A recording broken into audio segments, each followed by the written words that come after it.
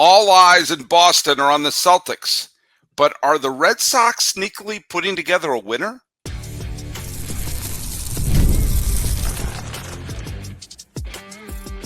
You are Locked On MLB, your daily MLB podcast. Part of the Locked On Podcast Network, your team every day.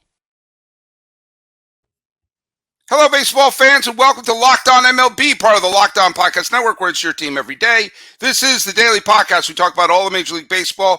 I am your host, Paul Francis Sullivan. Please call me Sully. I've been a baseball podcaster for well over a decade now, and this is my sixth full season here as a member of the Locked On Podcast Network, where I'm not just hosting this show every day, but I'm also hosting Locked On A's every single day. Life can be strange. Follow us at Locked On MLB Pods on Twitter and Instagram. I'm your pal Sully. I'm at Sully Baseball on Twitter, Sully Baseball Podcast on Instagram. Today's episode is brought to you by our friends at eBay Motors. From brakes to exhaust kits to other things that I don't quite understand with a car, eBay Motors has over 122 million parts to keep your ride or die alive. With all the parts you need and the prices you want, it's easy to bring home that big win. Keep your ride or die alive at ebaymotors.com. Eligible items only. Exclusions apply. eBay guarantee fit only available to U.S. customers. Sorry, Blue Jays fans. But you may notice that I have a different border on this show if you're watching me on the YouTubes. And that's because this is a crossover show. Ladies and gentlemen, for the first time this regular season, I believe, we have the host of Locked On Red Sox. It's Gabby Hurlbut. How you doing, Gabby? Hi, Sully. I am doing fantastic, and you are right. It is the first show we've done together since the season started, so that's pretty cool.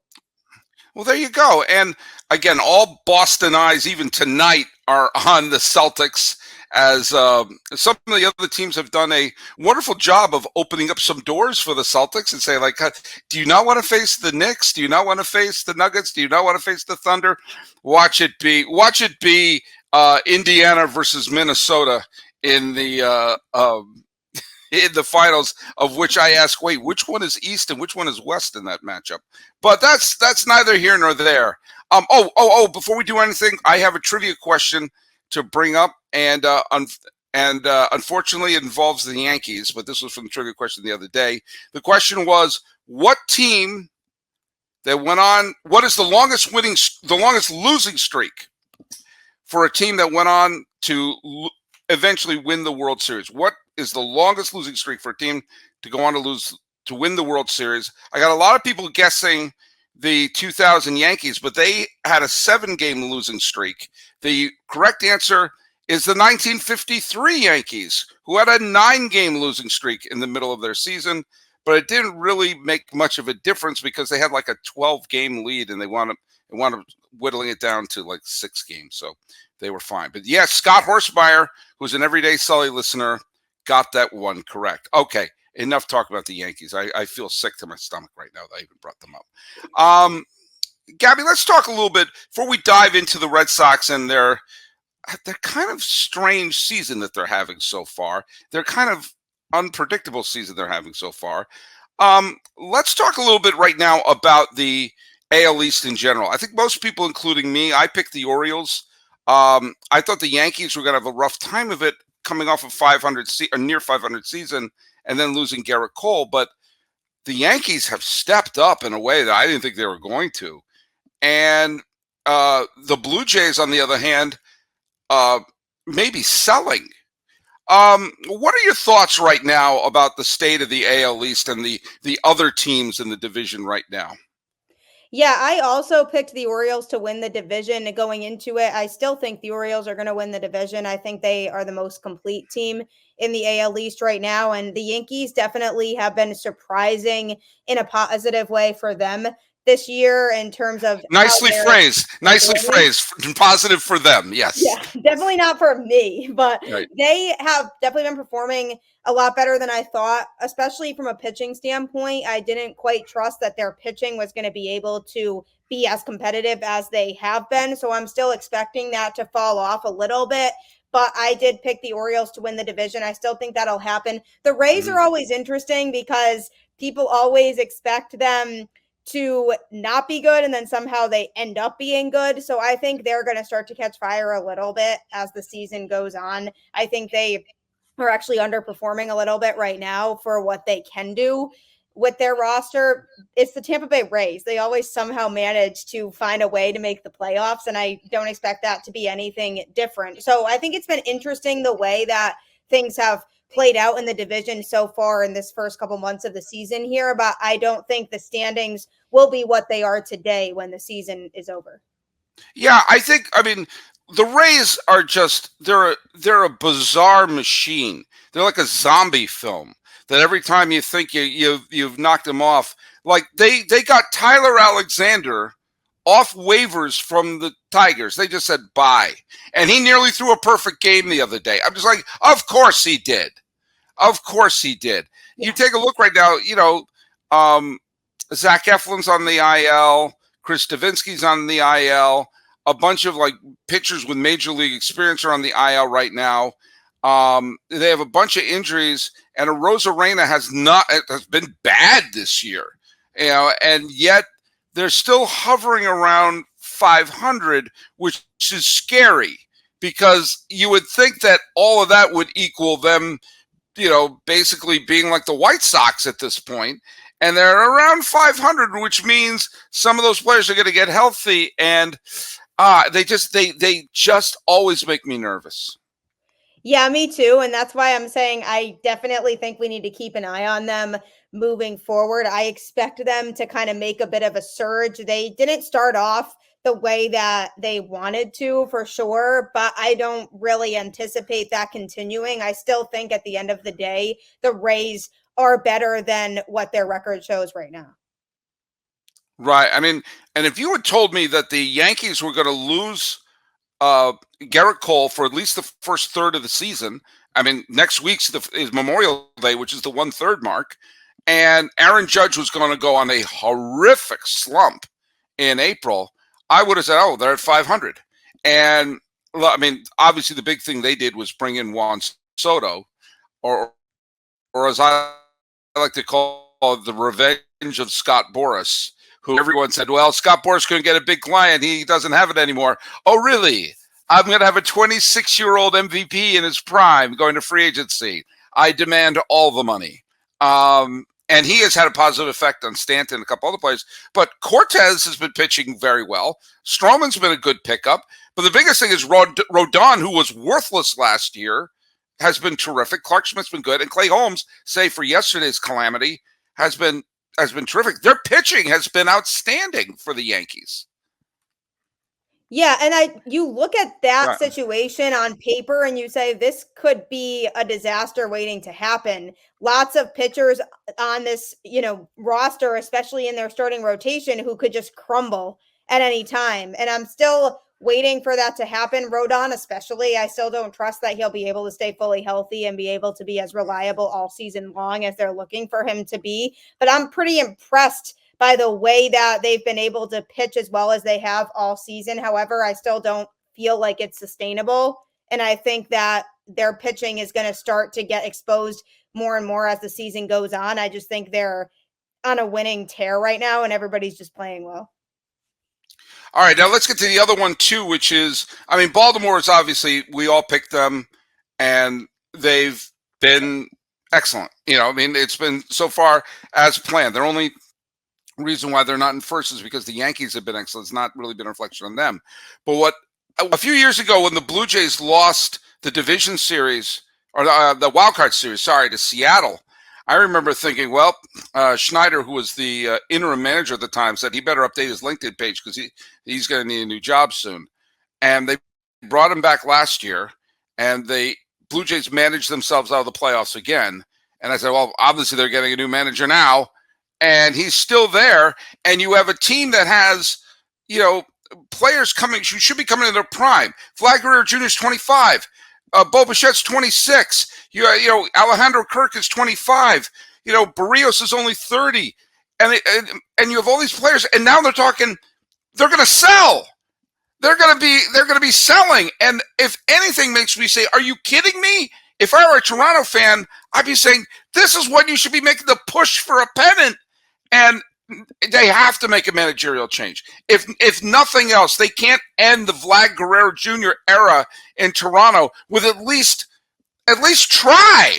I mean, they've had 2 years of this guy, and the management has just spiraled out, and it's stunning to me that this team is now, well, maybe we can get something in exchange for, what? They should be trying to win the pennant at this point.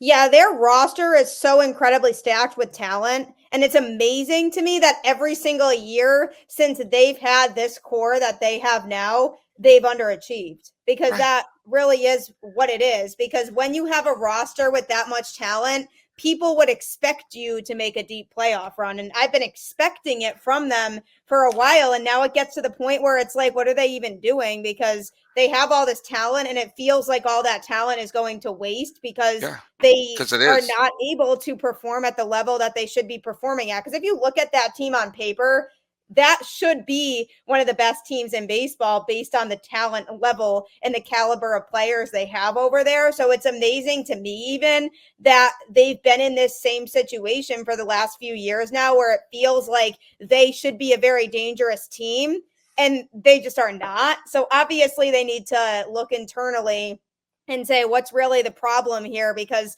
to me, it's not really the makeup of players on the roster. Yeah. Well, we're going to come back and we're going to talk finally about the Red Sox. Hey, Gabby, are you familiar with, where is it? There it is. It's PrizePicks. PrizePicks. I bet you've heard of PrizePicks. You're in the Locked On Podcast Network here.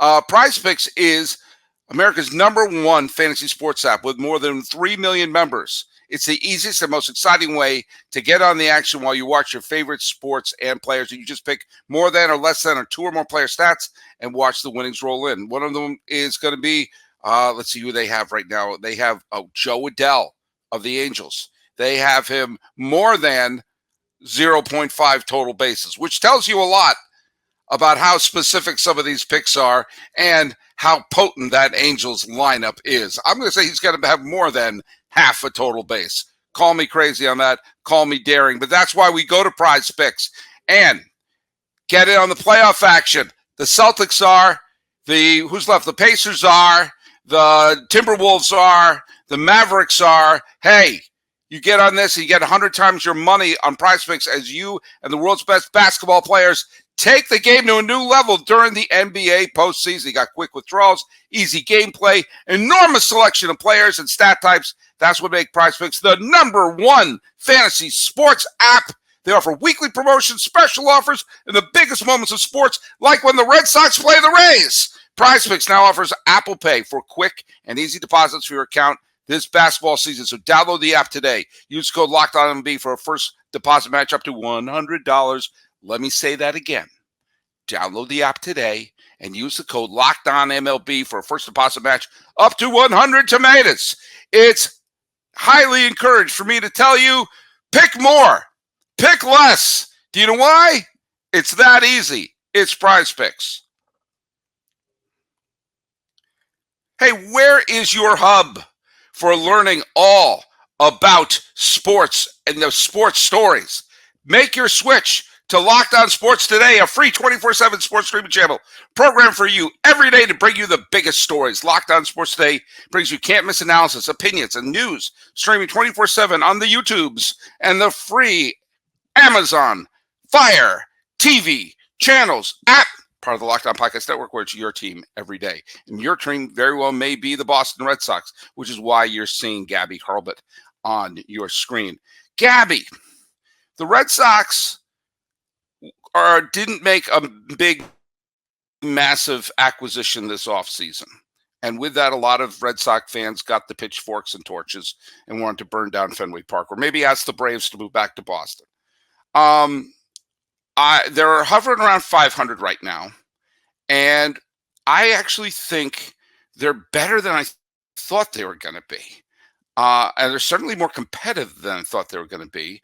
What are your thoughts on how this team is unfolding right now? Yeah, I think for one, people were frustrated during the offseason because of the fact that they made it out to seem like they were going to have this big offseason and then they didn't. So people felt like they were misled in terms of the expectations of what this team would look like going into it. But one of the biggest things to me is the starting pitching. Nobody expected the starting pitching to be as good as it has been. And as a collective starting rotation right now, they have one of the best ERAs in baseball as a starting rotation. And that's something that's been huge that has kept them in games, because there were a couple pitchers on this rotation that I was excited to watch this season, but I did not expect all of them collectively to pitch as well as they are. And Andrew Bailey definitely deserves credit for that. I mean, him coming in here and how desirable of a person he was in the offseason, a lot of teams wanted him to bring him onto their staff, and the Red Sox got him. And he has a history of turning pitchers into really, really solid arms down the road. And we've seen him do that before. So him coming into Boston and the approach that he's taking with this starting rotation to really maximize their potential has been an absolute game changer for this Red Sox team right now. And that to me is the biggest reason why they are where they're at right now. And you also have to think about the fact that they've had a lot of injuries already this season. Lots of players who haven't been able to play have missed extended periods of time. Trevor Story being out for the entire season is a big problem defensively for the Red Sox. And the fact that they're still lingering around this 500 mark and they're not that far out of a wild card spot right now, considering the fact that they haven't been fully healthy, to me should be seen as a win more than anything if you're a fan and you're looking at this team right now. Yeah, I mean, take a look. I mean, Tanner Houck has been he's an all-star this year. I mean, he's been terrific. Not only does he have a microscopic ER. I don't look at win-loss record. I don't think win-loss records tells you anything anymore, especially when they're pulling pitchers 2 times through the rotation and everything like that. And someone who comes in and pitches 2/3 of an inning will want. I'm convinced someone will get 41 wins. I'm 41 wins out of some middle reliever who finished the season with 60 total innings pitched. But Houck, if you look at it, I mean, he has a good strikeout to walk ratio. He gives them 6.5 innings per start. The bullpen doesn't get worn down. It's like, heaven forbid you let pitchers stretch out so you don't wear down the bullpen. Crawford's been excellent. Pavetta's been good. Criswell, wherever the hell he came from. I mean, of the group, the one with the highest ERA is Bello, who was the one who I thought was going to be the ace of the damn team. And, Whitlock's injury stinks because he was pitching well. But, I mean, that's a good starting 5. And if you're starting a good pitcher every day, you have a chance of winning more often than not.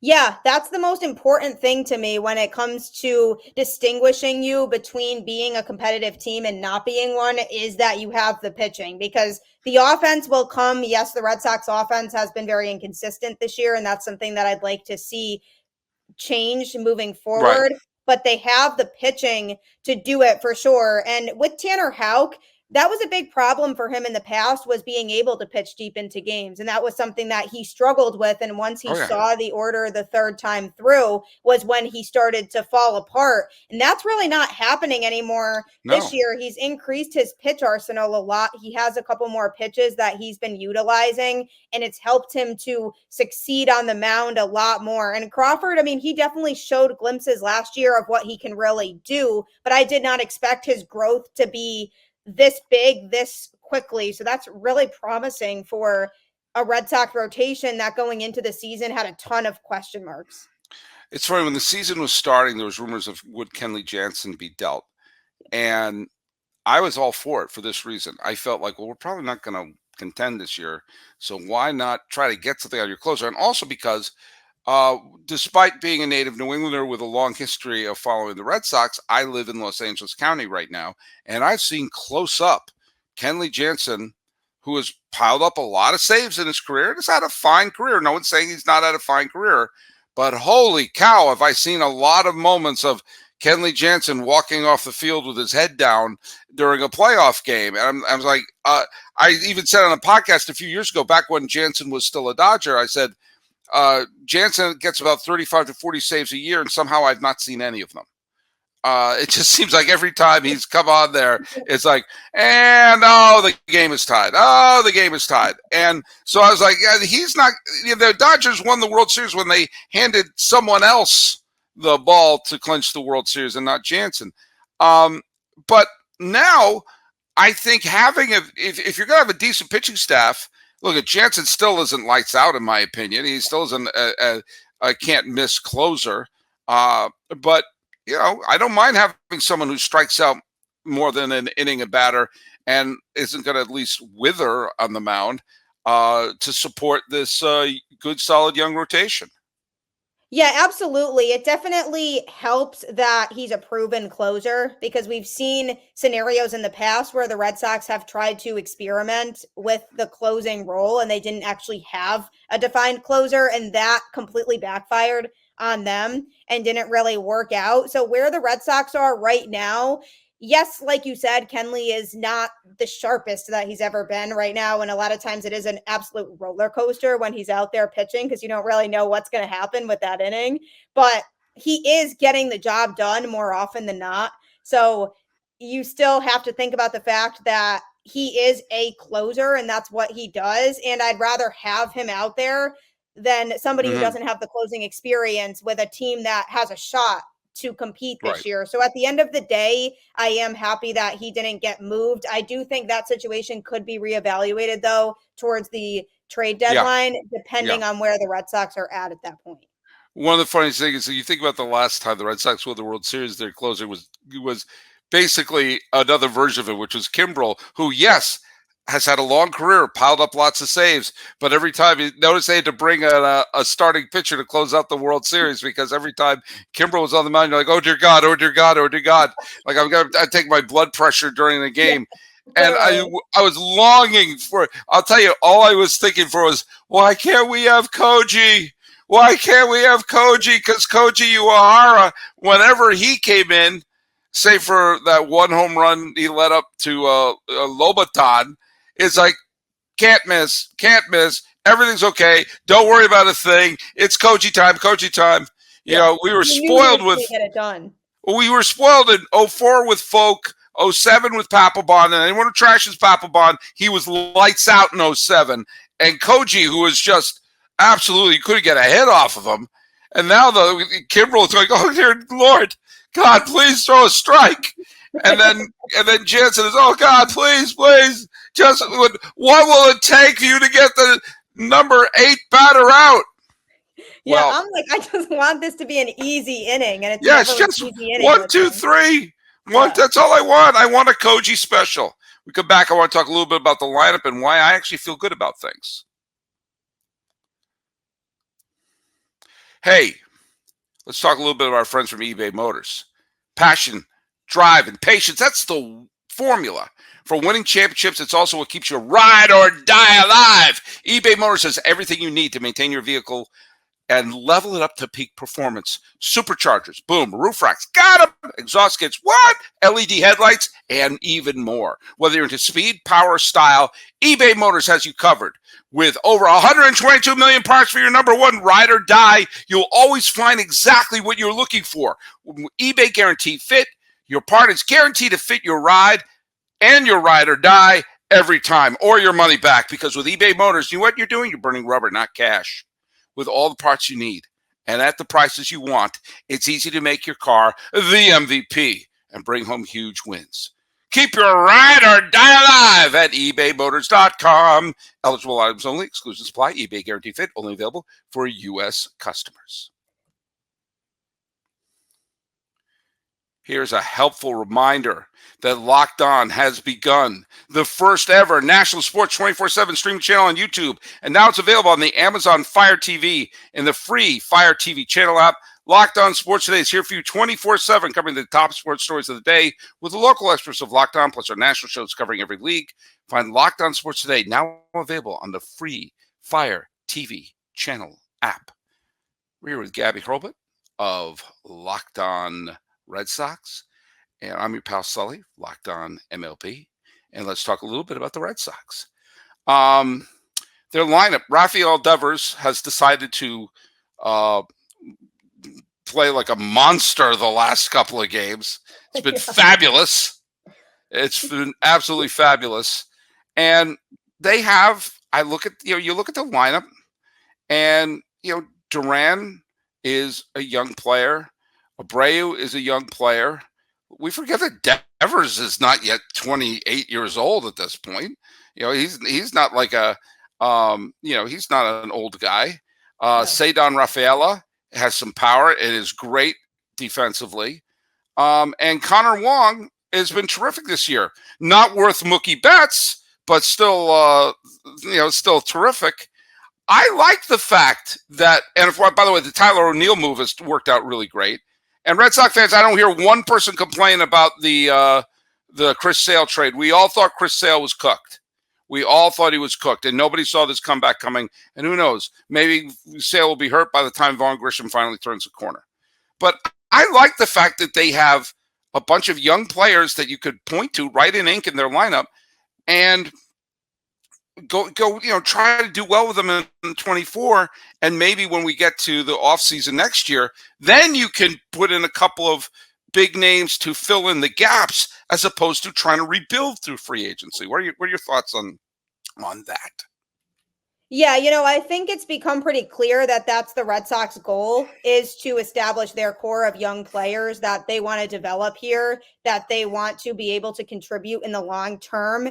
And when it comes to this makeup in the lineup, then they'll reevaluate in the offseason and say, these guys are worth keeping around because they're going to be part of that core moving forward. And then we can build around them and add the missing pieces we need. And when it comes to Vaughn Grisham, I think there's a ton of upside with him. Yes, he started off slow this year in his return from the injured list, but he never got a spring training because he spent the entire offseason on the injured list. And then he finally comes back. He's ready to come back and then gets the flu and is out for another few days. So then he finally makes his return, and he has not been off to the start that people wanted him to be. But we have to cut the kid some slack for all of those reasons that I just said. I think there's a ton of upside with him. The Braves really liked him. It was hard for them to part ways with him, but they are in win now mode. So I get wanting to bring in a guy like Chris Sale, who is proven and has won a championship before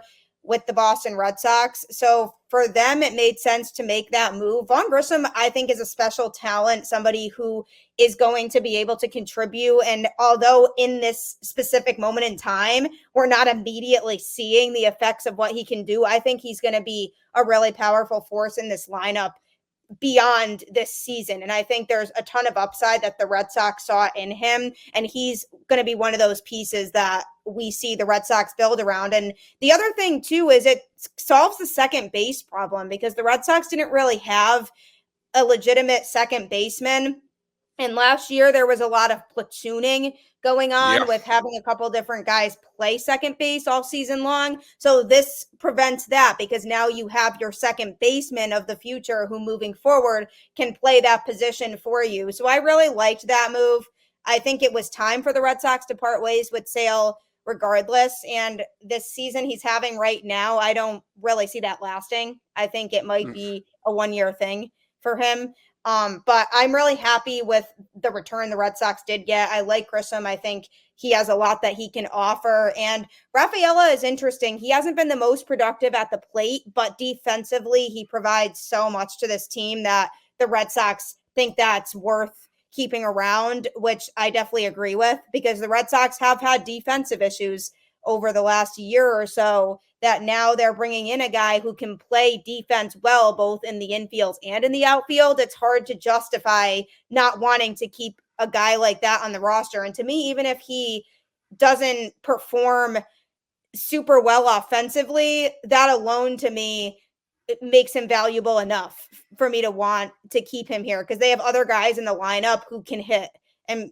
can be those guys offensively that can provide that firepower. I just think Rafaela and his versatility defensively is too valuable to let him go. Duran obviously has been having a good season, as I thought he would. He had a great season last year. I thought he would pick up from that again this year, and his speed is something that's so noteworthy.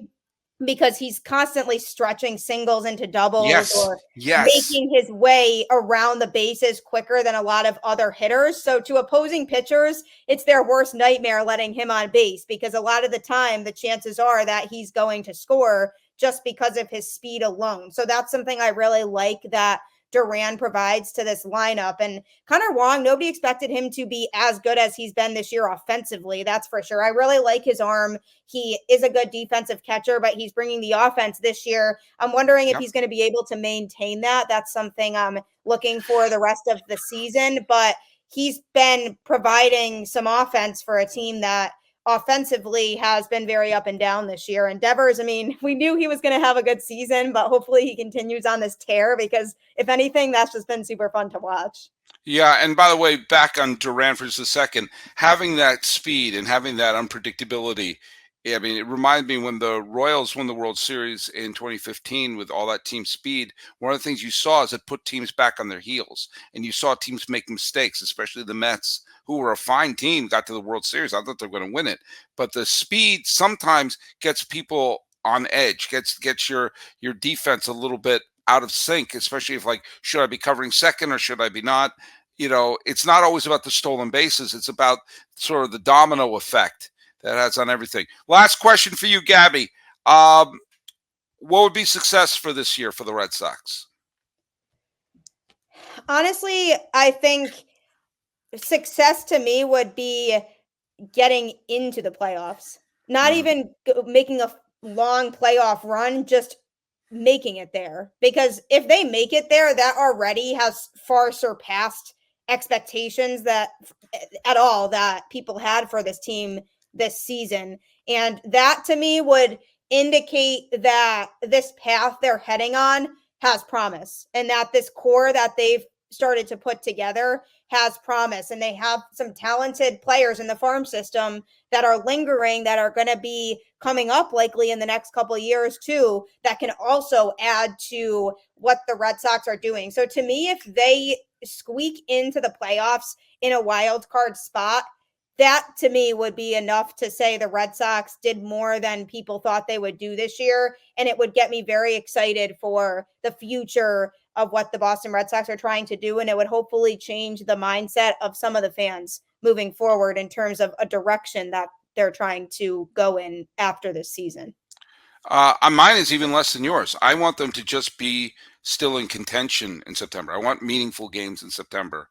But I also, almost more importantly, to see that Wong and Devers and Rafaela and Duran and Devers and the pitching staff are all still contributing. So we can take a effective and competitive September and build upon that for 2025. Well, Gabby Hurlbut, thanks so much for being part of doing this crossover of Locked On MLB and Locked On Red Sox. Where can people follow your show? Yeah, you can follow Locked On Red Sox on your favorite podcast platform. You can subscribe to the show on YouTube as well if you want to interact with other Red Sox fans in the comments. YouTube is the place for that. I also highly recommend following the show on Twitter at @LO_Red Sox. Lots of fun conversations to be had about this team. And if they lose a really bad game, those tweets may not be as happy, but that is the nature of being a Red Sox fan. That is why we are all here, because we are passionate about baseball and passionate about our favorite team. But if you are looking for another way to connect with other Red Sox fans and stay in the loop on what's going on with the Boston Red Sox, follow Locked On Red Sox on Twitter. You can give me show ideas. What do you want to hear about related to the Boston Red Sox? We can go back and forth on Devers continuing to make Red Sox history, because that's fun. And you can subscribe wherever you listen to podcasts. Monday through Friday, I am here talking all things Red Sox with you. You definitely will not want to miss it. All right. We'll do a trivia question here. We had mentioned Jonathan Papelbon, who is the all-time saves leader in Red Sox history.